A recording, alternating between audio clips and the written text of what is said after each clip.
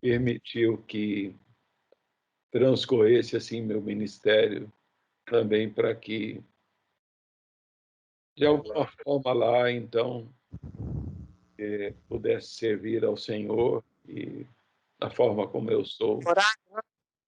Com certeza, pastor. Eu não tenho dúvida disso. A sua vida ministerial certamente foi instrumento para a bênção de muitas vidas e também para o aprimoramento da sua própria santidade. Com certeza, esse é um bom entendimento. É isso mesmo. Deus, na sua soberania, chamou o Senhor, capacitou e enviou. Como a gente viu hoje lá em Marcos 6, 7, né? É Jesus quem chama, quem capacita e quem envia os seus. E não foi diferente com o Senhor. Deus reina, mas eu hoje vivo uma realidade bem diferente, pastorado. Eu queria ter conhecido o reverendo Israel como meu tutor. Queria ter sido tutelado por ele, e a minha visão pastoral seria completamente outra. Mas, obrigado, Senhor, pela misericórdia dele. É isso. No final é sempre Deus e a misericórdia dele. Joia. A gente está aqui hoje nesse... eu não estou vendo ninguém aqui no Pastor. Tinha aqui diferente. Para que todos saibam, né, quando o pastor compartilha a tela, ele não consegue enxergar, que nem a gente consegue enxergar o pessoal. Por exemplo, só quem está com a câmera aberta aqui é o pastor Misael, a Rose e eu, né, que estamos com a câmera aberta. À medida que as câmeras vão abrindo, outras pessoas vão aparecendo. Essa é uma diferença do Teams. Ele vai mostrando todo mundo lá embaixo. Então, mas para o pastor, ele enxerga só o PowerPoint, ele não enxerga a gente, tá? Ô, Guerra, eu não consigo abrir a minha câmera. O que será que aconteceu? Eu clico aqui nela, ela não abre. Não consegue abrir Ela dá câmera. assim, ó, nenhuma câmera disponível encontrada. O que pode ter acontecido, Rô, talvez na hora que você subiu ele, né, entrou, ele não reconheceu a câmera. Tá, então eu vou sair Aí de você, novo. Eu vou sair de novo e vou ou você entrar. tenta, sem você sair ali em cima, não tem os 3 pontinhos lá? Lá em cima tem os 3 pontinhos O lá, em meu tá mais embaixo, ação. mais ações, isso. Mais ações. Quando você entra ali, aparece configurações de dispositivo. Aí tem lá dispositivo de Isso, áudio e tal, e tem câmera. Aí isso. você vai lá em câmera e muda, salva, depois vai lá e volta. Às vezes funciona. Tá, vamos ver. Bom. Obrigado. Mas senão você entra, sai e entra de novo. Pastor, eu quero fazer um teste aqui, porque até como eu falei no grupo, eu não vou conseguir ficar a aula inteira. Eu já coloquei para gravar. Eu vou sair da aula agora. Eu quero fazer esse teste. Eu vou sair da aula agora e eu quero ver se a aula continua, se a aula não cai. Se a aula for cair, eu vou deixar o meu computador ligado, transmitindo a aula direto, e aí depois, a hora que eu voltar, eu vejo, tá? Então, eu vou sair daqui agora. Espera só um minutinho para eu fazer um teste e ver se está tudo certo. Se o senhor puder me mandar um WhatsApp falando que está certo, que está tudo normal, tá bom? Tá, Rô. Seria bom se o Rogério tivesse aí também para dar um retorno se ele está... A Lu está na sala também. A Lu também pode mandar uma mensagem, ou o Thiago e a Kelly também estão na sala. Eles podem dar um feedback aí positivo, tá bom? Eu vou sair, fazer o teste, ver se funciona tudo normal e já volto. Obrigado por seu carinho, viu, meu irmão? Nada, meu querido. Deus abençoe. Deus abençoe você ricamente. Boa aula. Por tanta dedicação. Tamo junto, pastor. Tamo junto.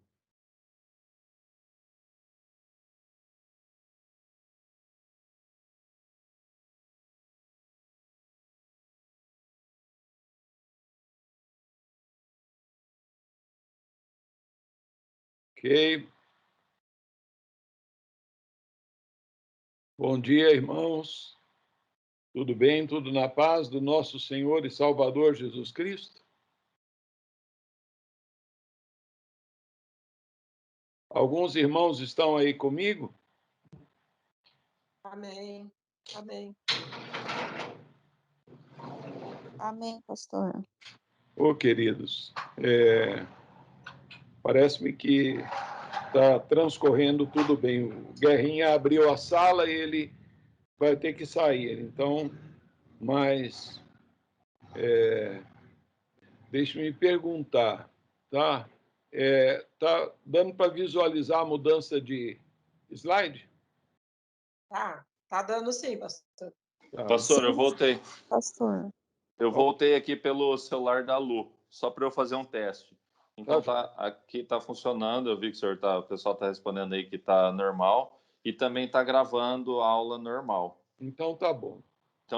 Então eu vou sair, tá? Eu vou sair, vou deixar a aula tocando aí. Deus abençoe vocês, tenham uma excelente aula. E aí depois é só encerrar que ele pode deixar ele correndo aí normal que ele vai encerrar. Tá bom? Um beijão. Deus abençoe vocês, viu? Fiquem com Deus. Boa viagem. Deus Obrigado. Tchau. Obrigado. Tchau, tchau. Irmãos, vamos orar. Deus querido, nós te rendemos muitas graças ao Senhor, porque já tens ministrado ao nosso coração, ó Deus, de forma abundante pela tua palavra. Ó Senhor, obrigado, graças te rendemos. E nós queremos, Senhor, agora colocar-nos mais uma vez diante da tua presença, suplicando que o Senhor nos auxilie, ó Deus, abrindo a nossa mente e ajudando-nos a revermos os teus ensinos, Senhor, que precisamos, ó Deus, tanto para uma vida equilibrada, uma vida feliz, uma vida bem abençoada, conforme o salmista expressou. Bem-aventurado o homem que não anda no conselho dos ímpios, mas tem o seu prazer na lei do Senhor, e na lei do Senhor medita todos os dias, dia e noite. Senhor, nós aqui estamos para meditar na tua palavra. E lhe rogamos que o Senhor quebre toda a resistência do nosso coração, dando-nos, ó Deus, um coração maleável e pronto para ouvir a tua palavra, a tua voz. Fale ao nosso coração, Senhor. Pedimos e agradecemos em nome do Senhor Jesus. Amém. Irmãos, nós hoje vamos estudar no nosso livro A Celebração do Matrimônio, o capítulo de número 13 aí, né? Primeiro pastorado de Francis Schaeffer. E isso, então, trouxe-me grandes recordações de como sucedeu-se comigo, né? Eu fui ordenado pastor no dia 8 de janeiro de 84, na Igreja Presbiteriana de Barra do Garças, Mato Grosso. E então, e depois eu fui com a Cristina para Campinas para buscarmos a mudança. E aí nós voltamos com o motorista do caminhão, como diz o goiano, na boleia, né, uma viagem cansativa, e de Campinas a Barra do Garças, com um caminhãozinho lento, velho, carregando as coisas que tínhamos. E chegamos lá, então, já às 11 horas da noite, em Barra do Garças, cansados, e aí já veio, então, ao meu encontro, 2 presbíteros, seu Zé Vieira e seu José Bosco, que disseram: pastor, faleceu aqui o esposo de uma irmã, então, amanhã cedo o senhor tem que conduzir o ofício público. Meu primeiro sermão depois de ordenado como pastor foi pregar, então, conduzir o ofício fúnebre lá, então, daquele senhor. Mas são as surpresas, né? Então, aqui, a nossa irmã, ela partilha que após a formatura tiveram que mudar. Então, foram ajeitando as coisas, embalando, né? Então, os utensílios, as coisas para mudarem para uma nova cidade, né? E aí nós vamos verificar nesse capítulo aqui algo muito importante, que eu acho que é um dos pontos que dá para nós destacarmos preciosos aqui, que envolve planos pessoais e a direção de Deus, né? Ela, então, principia dizendo aqui que o mapa foi tirado ali da parede com um pouco de pesar, né? Nós sabemos, por exemplo, nós pastores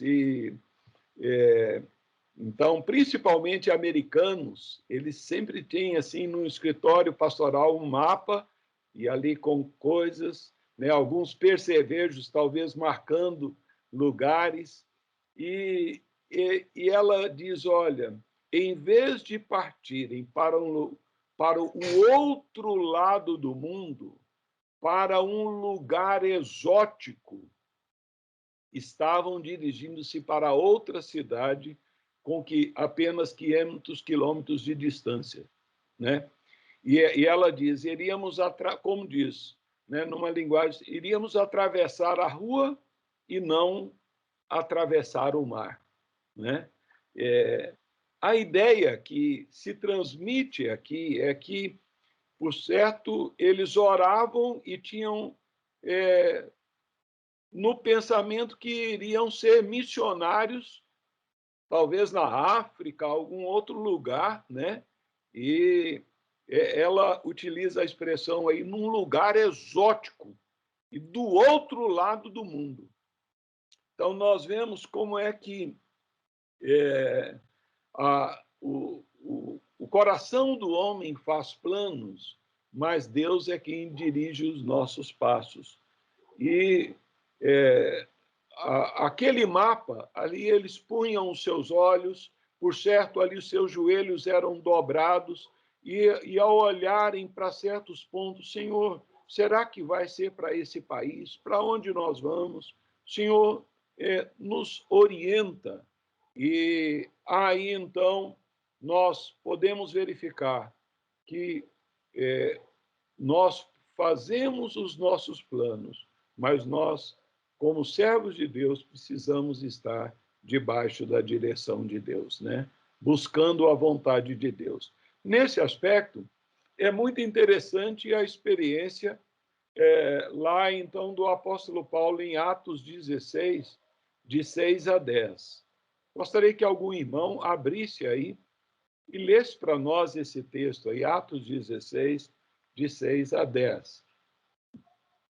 Rogério, está por aí? Dá para você abrir e ler para nós?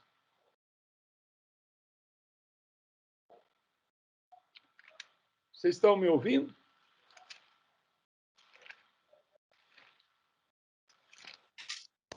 Pastor? Oi, Atos Oi, pastor. 16, de 6 a 10. Pastor? Estou sim.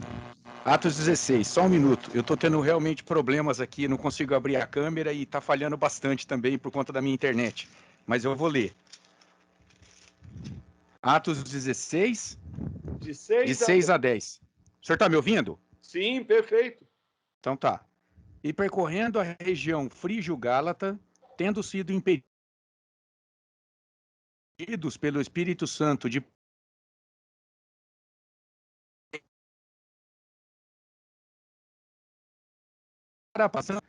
e tendo contornado Mísia, desceram a Troade. À noite, sobreveio a Paulo uma visão a pé e lhe rogava, dizendo, passa a Macedônia, e assim que teve a visão, imediatamente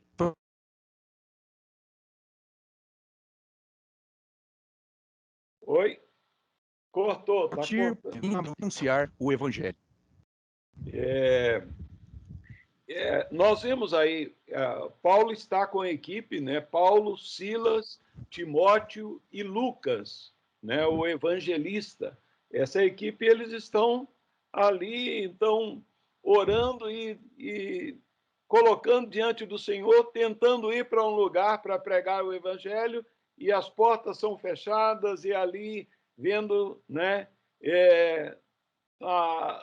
Por fim, Deus dá ali, então, a visão ao apóstolo Paulo, talvez num sonho ali, e ele conclui, então, eles concluem que ali Deus havia direcionado para que eles, então, fossem, nesse propósito, anunciar o evangelho, né? Então,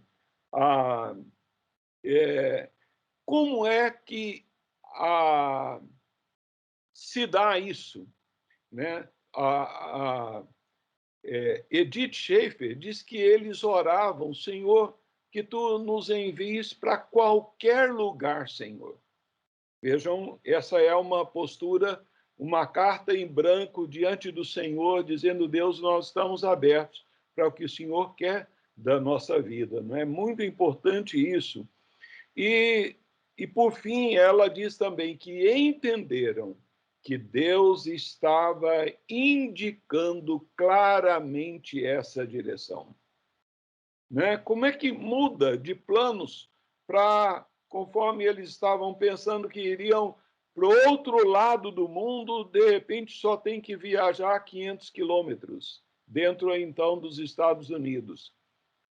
Como é que eles chegaram à conclusão que era aquela igreja, né, que era aquele lugar? Nós cantamos agora há pouco, e nas tuas mãos dirigem meu destino. Né? Acasos para mim não haverá. E outros hinos, como estou pronto a fazer tua vontade, Senhor, confiados no teu poder. Né? E nós precisamos, então, entender essa questão. Aqui nós vamos tratar de um princípio muito importante que envolve todas as áreas da nossa vida. Como saber a vontade de Deus para as nossas vidas? Paulo, ele nos diz, então, que nós devemos procurar compreender qual é a vontade do Senhor. Né? Isso em Efésios 5:17. Nós sabemos que a vontade de Deus, lá em Romanos 12, versos 1 e 2, Paulo diz que a vontade de Deus ela é boa, ela é agradável, ela é perfeita. E assim, então, esse é um ponto muito importante deste capítulo que nós separamos para refletirmos, tá?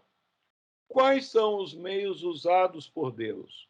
Como é que eles chegaram à conclusão de que seria aquele lugar, aquela igreja, que então estavam convictos de que Deus estava direcionando eles para aquela igreja pequenina? Nós vamos verificar, é uma igreja constituída de 18 membros. Né? Quais são os meios usados por Deus para mostrar-nos a sua vontade? Em primeiro lugar, a palavra de Deus.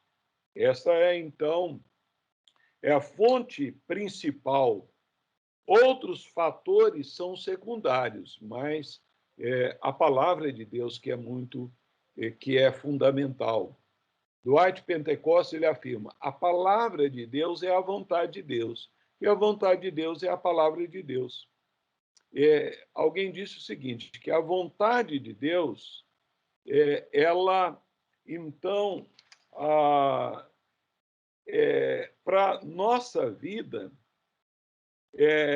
ela não é uma voz, elas são versículos. Não é?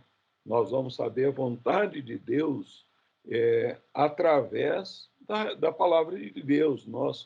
E assim, então, só ainda nós quero lembrar, por exemplo, que o salmista diz lá, então, a lâmpada para os meus pés é a tua palavra e luz para os meus caminhos. A palavra de Deus ilumina, orienta-nos, dá paz ao nosso coração, né? No Salmo 119, versículo 9, o salmista ora: de que maneira poderá o jovem guardar puro o seu caminho? Aí ele responde: observando segundo a tua palavra. A palavra de Deus, os princípios, os versículos da palavra de Deus vão formando assim a nossa vida. Outro ponto é através de crentes consagrados e maduros, crentes com o coração consagrado diante do Senhor, são instrumentos de Deus preciosos. Alguém pode ler para nós aí Provérbios 11, versículo 14? Vamos abrir lá. Eu amo ler Provérbios todos os dias. O capítulo do dia, são 31 capítulos no livro, Provérbios 11, versículo, então, 14. Alguém pode ler?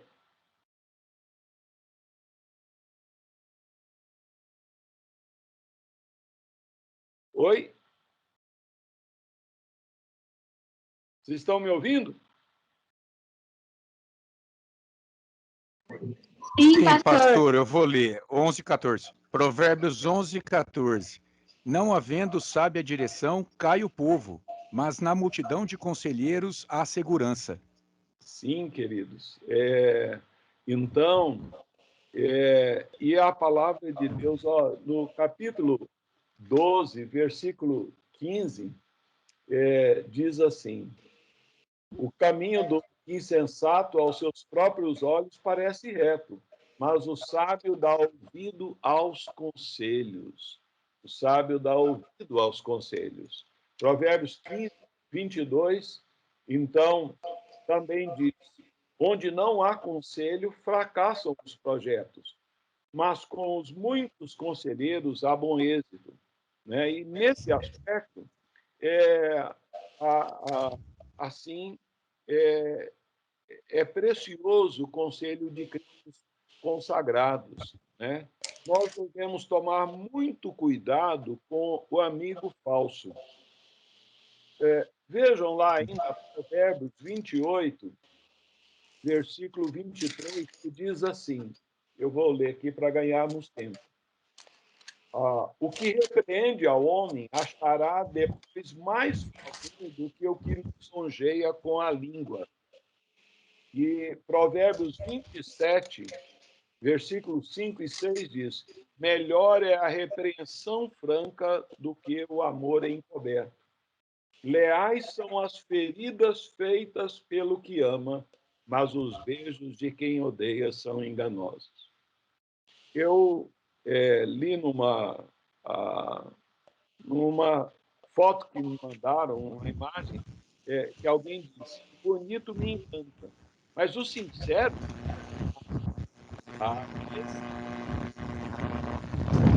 esse precioso,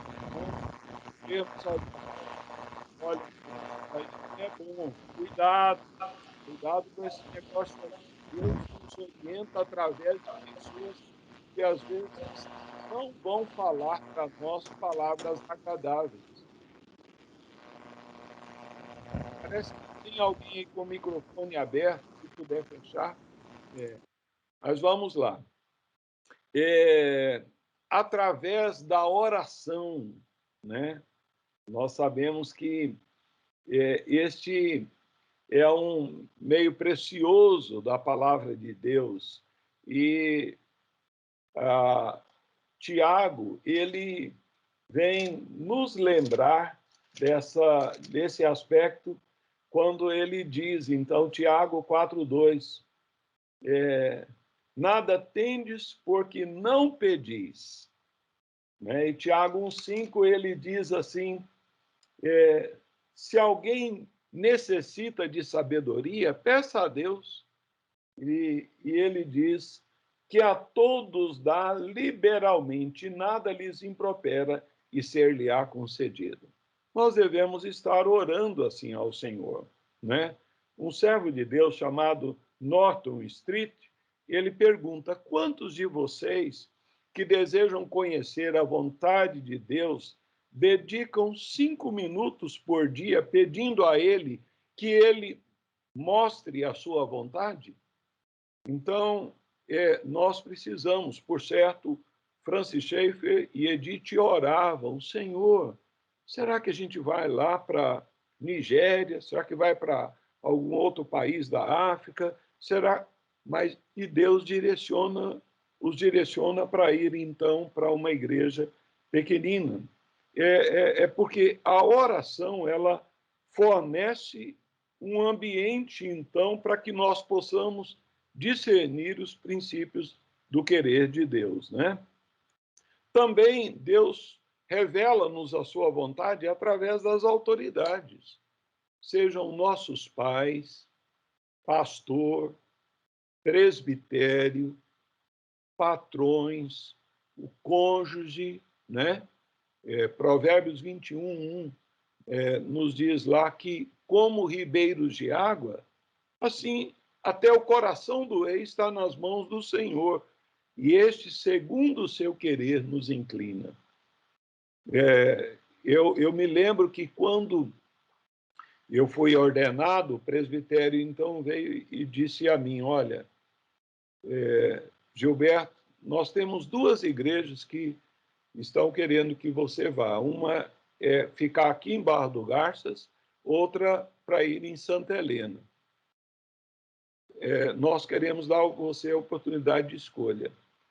Aí eu disse: olha, eu não conheço Santa Helena. Como eu já conheço aqui e já trabalhei aqui como seminarista, eu então fico aqui, né?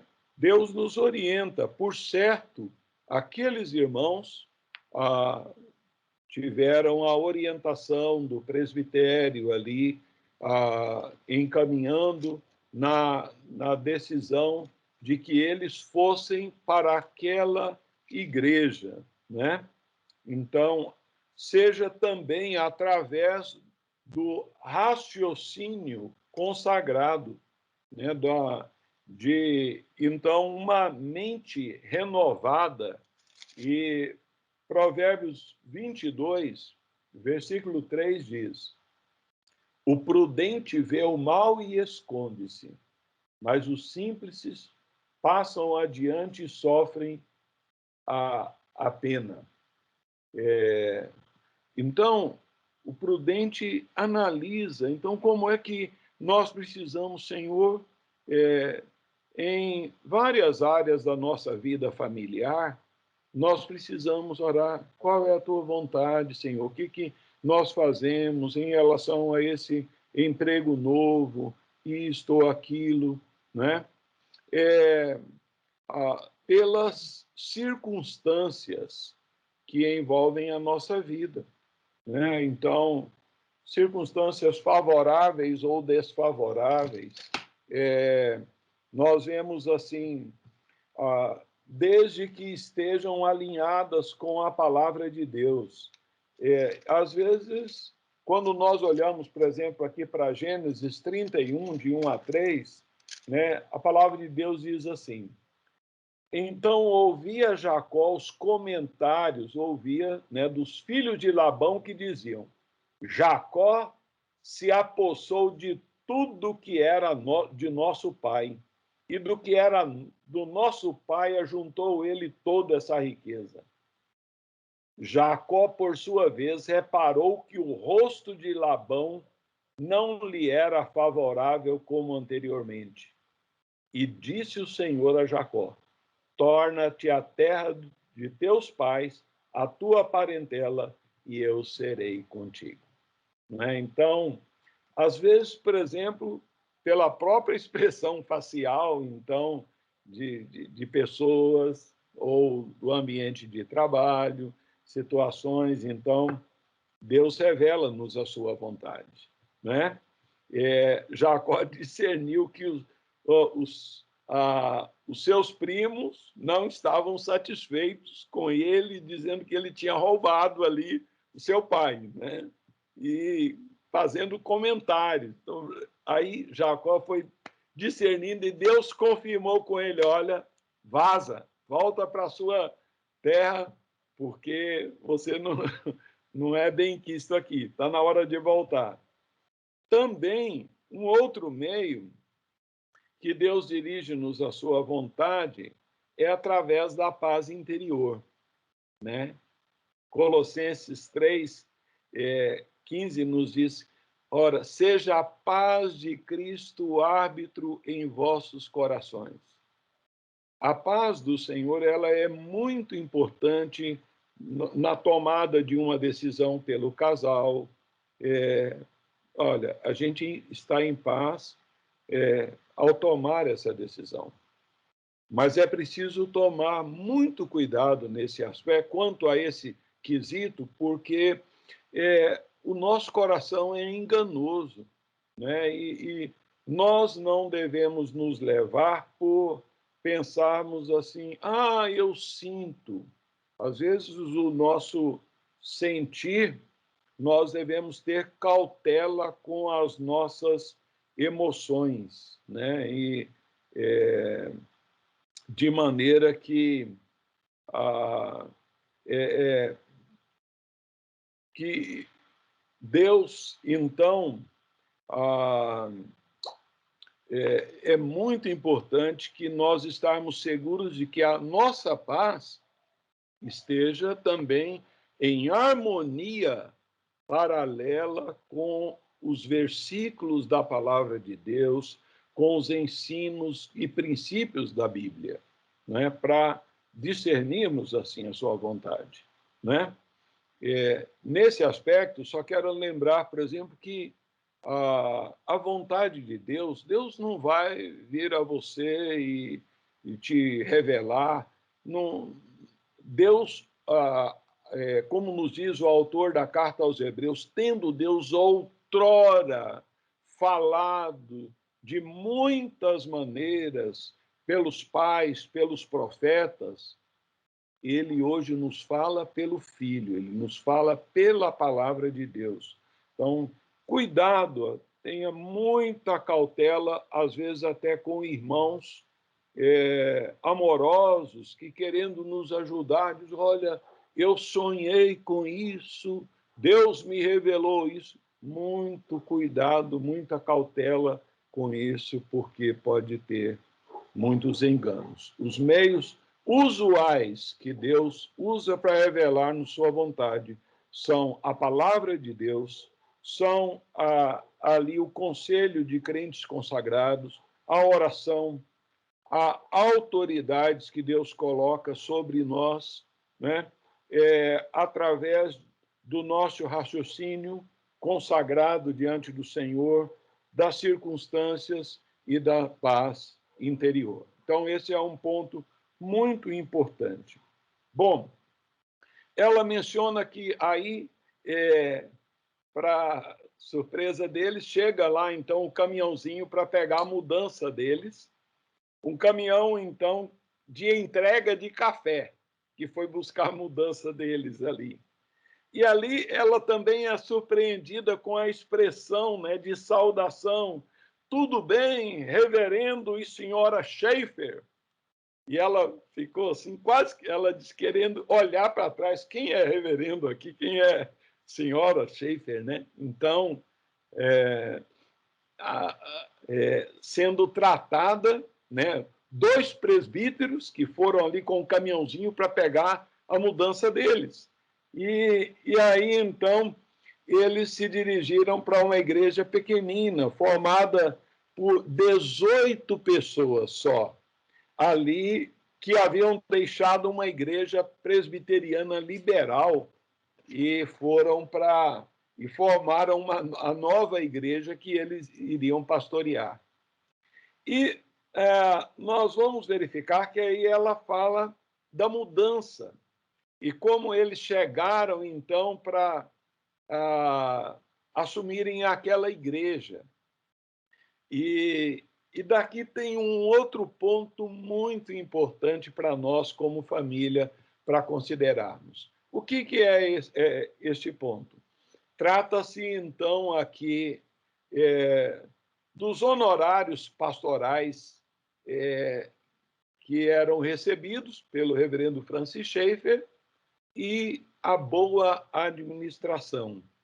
Isso aqui é muito importante, é muito importante.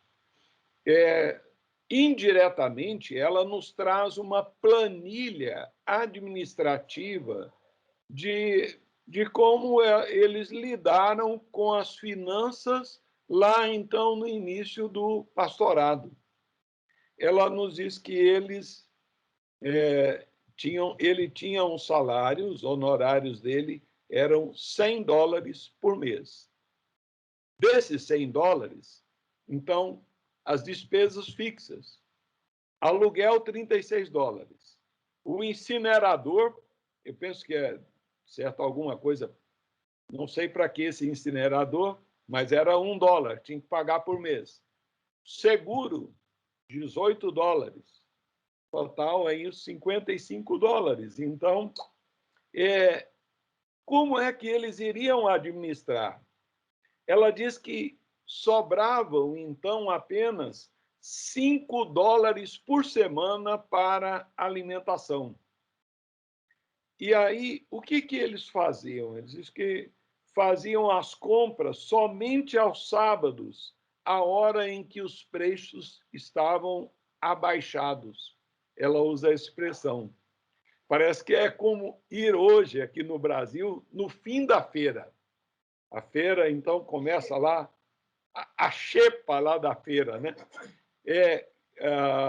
A feira começa às 6 horas da manhã, mas se você vai lá para meio-dia, já está, então, os preços lá bem baixos, né? Então, isso que ela fazia, e ela também diz que aproveitavam as ofertas dos comerciantes com produtos próximo ao vencimento.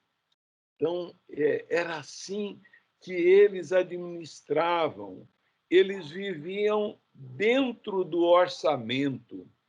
E isso aqui é uma coisa muito importante, irmãos, porque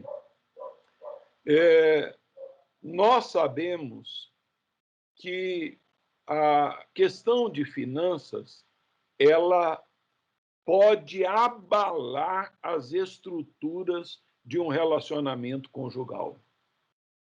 Pode abalar, tirar, então, abalar principalmente as emoções da esposa, de sentir-se insegura, e gera conflitos seríssimos, né?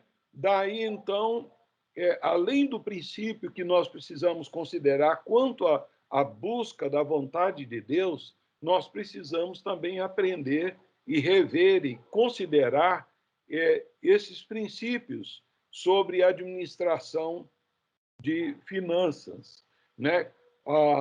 De modo que, quando você tem uma planilha, você anota, olha, nosso ganho aqui, a receita do esposo, da esposa se trabalha fora, então somam ali, olha, nós temos tanto. Então, nós temos que viver dentro disso. Nós não podemos gastar além disso. Então, esse é um fator, então, muito importante. Mas vamos lá.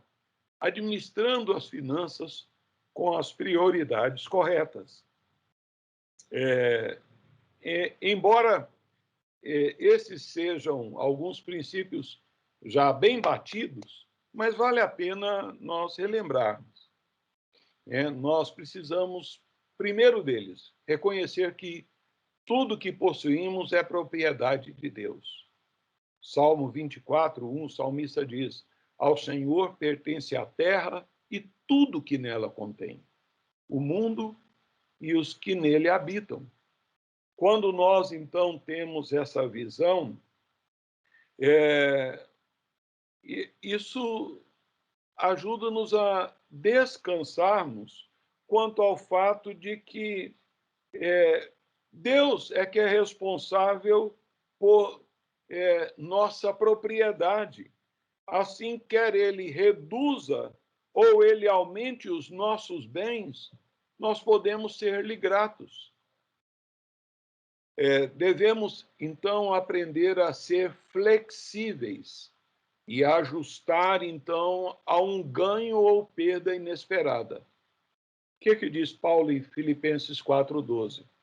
Que eu aprendi a viver contente em toda e qualquer situação.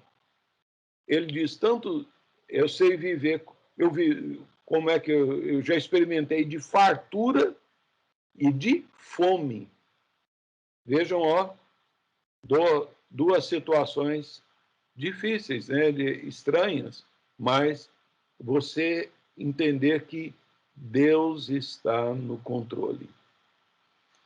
Segundo questão que nós precisamos aprender é que o plano de uma forma resumida, de Deus para o dinheiro é suprir as nossas necessidades. No mesmo capítulo 4 de Filipenses, Paulo diz que e o meu Deus, segundo a sua riqueza em glória, há de suprir em Cristo Jesus cada uma de vossas necessidades.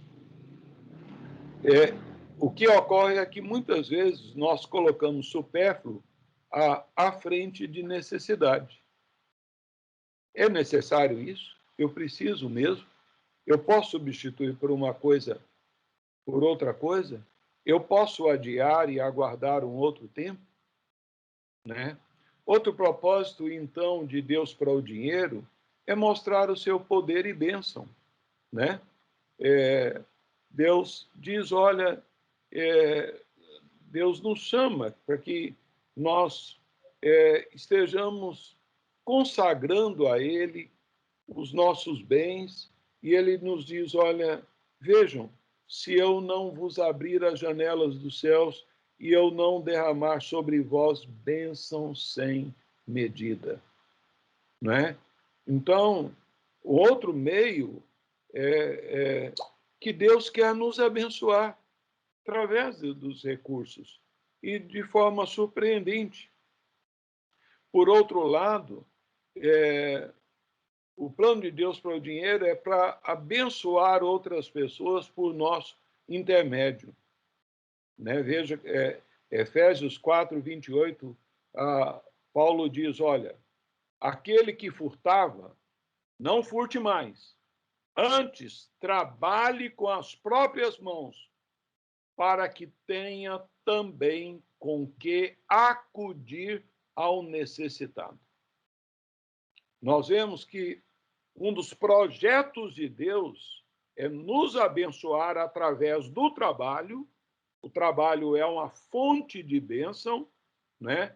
Deus reprova contundentemente, principalmente no livro de Provérbios, o preguiçoso, que ele deseja e nada tem, né? Mas ele orienta que aquele que trabalha, ele vai ter não só para suprir as suas necessidades, mas que ele vai poder, então, abençoar outras pessoas. Né? É a história da conversão. Quando encontramos a Cristo, a forma como adquirimos o nosso recurso é de forma honrada, trabalhe através do trabalho e nós podemos ser bênção nas mãos de Deus de abençoar outras pessoas, né? Então, entendendo isso. Agora, uma segunda questão muito importante, uma outra questão é aprender a viver dentro do orçamento. Paulo diz, olha, eu aprendi a viver, então, dentro do meu contexto, né? Então, Hebreus 13, 5 e 6, ele nos diz, olha, contentai-vos com as coisas que tendes, porque ele tem dito, jamais vos desamparareis, né? Deus é fiel. Uma questão muito importante que deve estar presente na nossa vida é o contentamento com o que Deus nos tem dado. A Bíblia diz, olha, tendo sustento e com que nos vestir, estejamos contentes. Nada trouxemos deste mundo, nem coisa alguma podemos levar dele. Nada. Ninguém nunca viu um caminhão de mudança acompanhar um funeral de uma pessoa. né? Vai lá, morreu o doutor fulano de tal, vão lá 5.000 bois acompanhar o velório, né? Então, tantos $1.000 que vão sair do banco, vão para junto do seu caixão. Isso não acompanha. E nós precisamos viver contentes, nos alegrarmos. Obrigado, Senhor, com o que Deus nos tem dado, né? Então, isso é muito importante. E, olha, cada casal deve administrar as suas finanças ali, compartilhando com amor, né, multiplicando o melhor lá. Quando Jesus, no Mateus 25, conta a parábola lá dos talentos, e aí, então, como cada um administrou, olha, Senhor, eu trabalhei, eu fiz isso, eu consegui aquilo, eu multipliquei, eu dobrei, está aqui, né? Faça o máximo com os talentos que Deus lhe deu. Outra coisa muito importante é cultive a resistência a compras e gastos desnecessários. A mídia, né, a propaganda vem para cima de nós e, olha, você não pode viver sem isso. Você precisa disso. Não seja um consumidor ingênuo, meu irmão, minha irmã. Não se deixe levar, então, pela pressão da sociedade de consumo. Não siga o padrão financeiro do seu vizinho ou, então, queira seguir de um outro irmão em Cristo, né? E viva dentro da sua planilha financeira. É muito importante ter ali, olha, receita, X, despesas fixas, só que aluguel ou prestação da casa, água, luz, telefone, tal, que nós podemos economizar, né? A gente tem que estar atento a isso, né? Controlando os gastos de água para não ficar gastando a mais, para não ficar com lâmpadas ligadas se nós não utilizamos, né? Então, isso é muito importante. Outra coisa, use as aptidões pessoais para a manutenção do seu lar. Sabe, você pode arrumar, então, as coisas, cada um, é lógico que cada pessoa com seus dons, né? Eu gosto de ter minhas ferramentas, mas eu tenho, então, uma prima, esposa de um outro pastor, que ele não troca nenhuma lâmpada. É ela que tem furadeira, ela tem tico-tico, ela que praticamente dá a manutenção no lar. na casa. É esposa de um primo muito querido, mas ela gosta, ela faz, então, as coisas, né? Outra coisa muito importante, comece a comprar à vista. Eu e a Cristina temos esse hábito já de muito tempo. Não, a gente aguarda, não dá, deixa a hora que tiver o dinheiro a gente compra. Só parcela quando o preço é o mesmo, você faz 12 vezes, é o mesmo preço à vista, então, no cartão. Então eu compro aí mais. Não, eu quero à vista, tem que ter desconto. Eu estou pagando agora, então compare preços. Olha, semana passada eu fui comprar alguns medicamentos, só um medicamento, veja, por exemplo, a diferença, não é? Uma caixa de comprimido custava numa farmácia, não vou mencionar o nome da farmácia, mas custava numa farmácia R$ 146. Uma caixa, R$ 146. Eu rodei, então, fui em outras farmácias, eu comprei 2 caixas do mesmo medicamento, da mesma marca, por R$ 143. Vejam, né? 2 caixas por R$ 143 e parcelei ainda no cartão em 6 vezes. Em 6 vezes. Vejam, né? Era o mesmo preço à vista. 6 vezes no cartão. Então, de 146, uma caixa de comprimido, eu paguei por 2, 143. R$ 3 mais barato ainda. Cuidado com dívidas mal elaboradas. Elas são sufocantes. Então, às vezes, a pessoa tá lá, atrasou o negócio, aí ela vai e pega dinheiro, cheque especial, ou vai lá, então, na Crefisa, né, que está quebrando os velhinhos aí e tal, e enchendo o bolso do Palmeiras, né, e pega lá dinheiro, então, na hora, né, mas vai comer, então, se pega lá R$ 200, vai pagar, então, R$ 1.000 pelos 200 que pegou emprestado. O juro é altíssimo. Cuidado. Então, é um buraco sem fundo. Muito cuidado com isso, tá bom? Então, é muito importante, porque pagar a dívida de forma errada, isso vai consumir com o seu dinheiro. Tenha cautela, tá bom?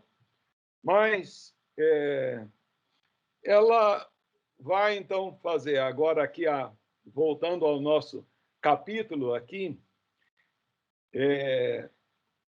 a esposa do Francis Schaeffer, a Edith, ela vai nos lidar, então, lidando com o imprevisto. Uma colocação breve aqui, que a hora que eles estão montando o novo apartamento, então, num pequeno descuido lá, a filhinha, a Priscila, de 11 meses, que já estava andando, ela foi ao banheiro, né, e havia uma caixa ali com várias coisas. E, segundo ela, num piscar de olhos, ela jogou no vaso sanitário pasta de dente, escova, remédio, sabonete, um alicate de unha e ainda puxou o cordão da descarga. Resultado, aparelho, vaso sanitário entupido. Aí eles tiveram que chamar o dono do apartamento, que era um outro presbítero. Eles nem conheciam aquele outro presbítero. O presbítero veio, teve que chamar o encanador do bairro. Achei interessante essa colocação, né? O encanador do bairro para, então, consertar ali a situação. Isso é muito importante porque nós temos que aprender a lidar com imprevistos. Às vezes é um pneu do carro que fura, às vezes, então, estraga um computador e, né, então, nós devemos administrar isso no nosso lar com paz, né? Por certo, ali eles não bateram na menininha, deram risada, certo? O que ele vai fazer, né? Então, a gente tem que aprender a lidar com o imprevisto, refletindo e buscando solução. Como é que nós vamos resolver isso? Aconteceu, tal, fundiu o motor, eu esqueci de botar água no radiador do carro, então... o carro não bateu no cachorro? Então, né? A Cristina está lembrando aqui que uma vez nós estávamos indo para a praia, andei a 130 quilômetros daqui, eu bati num cachorro e o carro fundiu o motor, tive que voltar para casa. São circunstâncias. Como é que você tem, né? E os meninos naquele sonho, aí voltei, tive que tirar tudo, o dinheiro que ia usar para ir na praia foi usado para fazer o motor do carro. Então, são coisas que a gente tem que aprender a lidar. Nós estamos sujeitos. Não é porque nós somos crentes que a gente não pode bater com o carro num cachorro na rodovia e fundir o motor do carro, né? Então, é muito importante isso. E aí, eu quero dizer assim, antes ainda quero lhe dar que ela faz uma colocação interessante aqui que pode-se dizer assim, lidando com os desapontamentos, né? Então, no domingo, bom, arrumou a mudança lá, arrumou o vaso lá, tal, mas no domingo eles foram para a igreja. Em primeiro lugar, chegam lá, era um salão que era, então, uma loja maçônica que tinha sido transformado em igreja. E os 18 membros, antes de virem para a igreja, passaram na igreja antiga e deixaram os filhos na escola dominical lá da outra igreja. Dizendo, não, meus filhos precisam. E ela chegou ali com a filhinha, olhou, uai, cadê as crianças? Foram para outra igreja, porque eles precisam, então, dos amigos de lá e de uma escola dominical ainda melhor. Então, nós temos que lidar com essas situações, né? E aí, ela nos fala do ministério dela, da responsabilidade dela de Edith como esposa do pastor. Em primeiro lugar, cuidar da filhinha, a Priscila, né? E isso é uma questão muito importante. E esse aspecto, ela coloca que ela cuidava não só para não atrapalhar o pai como pregador, e também para não distrair as pessoas, né? Eu me lembro, por exemplo, quando nós tivemos nosso primeiro filho, ele era extremamente engraçadinho, tão pequenino. E o que aconteceu? A Cristina passou lá em Barra do Garça a sentar no último banco da igreja. O banco ficava encostado na parede, porque, senão, se ela sentasse mais à frente, ele ficava chamando a atenção de todo mundo e distraindo durante o período de culto. Então, era algo que a gente entendeu, olha, que criança, qualquer criança, chama atenção. E eu creio que a gente tem que estar atento àquilo, quando Jesus fala lá da parábola do semeador, ele diz que a parábola, caíram então à beira do caminho, e as aves dos céus a comeram. É que e Jesus interpreta e diz, o diabo veio e roubou a questão, a palavra que foi semeada. Nós, como pais, temos que tomar muito cuidado, principalmente pais de crianças pequenas, para que seus filhos não distraiam a atenção de outro ouvinte que está ali para ouvir a mensagem. Sabe, porque está lá a pessoa ouvindo o pregador, está atento ali, de repente, num momento lá, a criancinha faz uma careta ou faz uma coisa engraçada e a mente dela distorce para ali, vai olhar para a criança e a palavra, foi roubada. Então, essa era uma preocupação ali da Edith, cuidar para que a Priscila não atrapalhasse seu pai como pregador e não atrapalhasse os ouvintes. Segundo lugar, finalizando aqui, já estamos finalizando, nunca parar de orar pelo Fran enquanto pregava. E ela diz que orava sempre essa oração: Senhor, fale a ele e fale através dele. E ela orou assim por anos. E ela diz que mesmo quando haviam tido algum tipo de briga, né, e antes dele subir ao púlpito, ela orava e diz, olha, Senhor, abençoa, né? Fale através do servo do Senhor. E ela, então, passou a reconhecer que ele poderia pregar mesmo sem ser perfeito na área sobre a qual ele iria pregar. Muito importante isso, sabe? É lógico que nós devemos crescer, irmãos, em santidade. Nós devemos buscar ser semelhantes a Jesus Cristo e procurar viver segundo a palavra de Deus. Mas ela sabia que o seu marido também não era perfeito. E ela conclui aqui o seguinte, que a perfeição nunca será alcançada na terra dos viventes. Mesmo quando pregamos uma mensagem perfeita, derivada do Deus perfeito. Achei muito bonita essa colocação.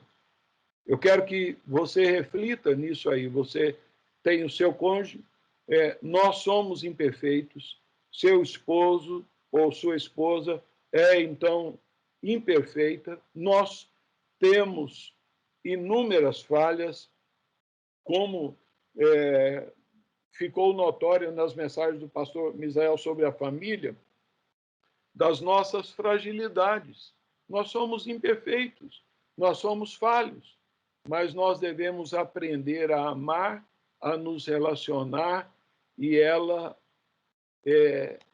encarou como seu ministério cuidar da sua filhinha e apoiar em oração ali ao seu amado durante o seu ministério. Que nós estejamos assim procurando, eu quero concluir nesse sentido. Você convive com um marido imperfeito. Você convive com uma esposa imperfeita, que tem falhas. Mas é nesse contexto que nós devemos ministrar perdão, aceitação, tá? Porque quando você namorou lá, olhou, encantou, né? Você não viu as falhas, né? Depois de casado, nós vamos vendo e nós vamos percebendo, e a gente tem que aprender, e a gente ama ainda mais, né? Do jeito que a pessoa é. Tá bom? Eu creio que nós podemos concluir. Eu gostaria de saber se alguém tem alguma pergunta, alguma colocação a fazer, que o nosso tempo já esgotou. Pastor Gilberto, quero dizer que eu fui muito edificado pela sua aula, foi uma aula muito rica, muito prática, muito obrigado pela aula. Mais uma vez, eu quero pedir desculpas ao senhor, porque eu não consegui abrir a minha câmera, tá bom? Aqui eu não vejo ninguém, meu irmão. Alguém tem alguma colocação, alguma pergunta?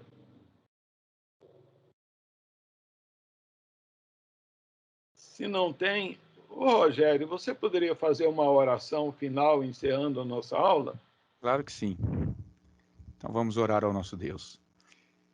Senhor, em nome de Jesus, mais uma vez na tua augusta presença, nós te damos graças por esse momento precioso em que o Senhor vem falar ao nosso coração por meio da tua palavra, por meio da experiência santa vivida pelos teus servos no passado. Obrigado, Deus. Ajuda-nos como povo do Senhor, hoje, a caminharmos confiados na vontade do Senhor, na direção do Senhor para nossas vidas, para os nossos ministérios, para o nosso relacionamento conjugal. Ó Senhor, somos um povo pecador, carecemos do Senhor, da tua graça o tempo todo. Ajuda-nos, Pai, a caminharmos aqui, mirando as ricas bênçãos que temos em Cristo Jesus para as nossas vidas. Tira, ó Pai, os nossos olhos de tudo aquilo que este mundo corrompido possa nos ofertar para roubar o nosso coração, para roubar o tempo precioso em servir ao Senhor. E usa-nos para a tua glória, Deus. Ajusta a nossa vida à tua palavra. Amém. Nós queremos servir ao Senhor. Eu te dou graças, Pai, pela vida do teu servo Gilberto. Obrigado pelo que o Senhor tem feito por meio dele e nele ao longo do tempo. Muito obrigado pelo ministério dele. Obrigado, Senhor, por todos aqueles que passaram pela sua vida e puderam ouvir da tua palavra por meio dele. Continua capacitando ele, Deus. Continua guardando ele do mal. Que o coração dele esteja em Cristo Jesus cada dia mais. Que ele sinta a presença abundante do teu Espírito Santo ministrando ao coração dele, direcionando a ele, sendo árbitro de toda e qualquer decisão na vida dele. Muito obrigado pela vida dele, Pai. Nós te pedimos, continua conosco nesse domingo. Amém. Nós cremos em ti, Senhor, e nos prepara para o culto da noite. É o que te pedimos, Pai, em nome de Jesus. Amém. Amém. Oi, irmãos. Muito obrigado. Tenham um ótimo domingo com o Senhor Jesus. E então, tá bem.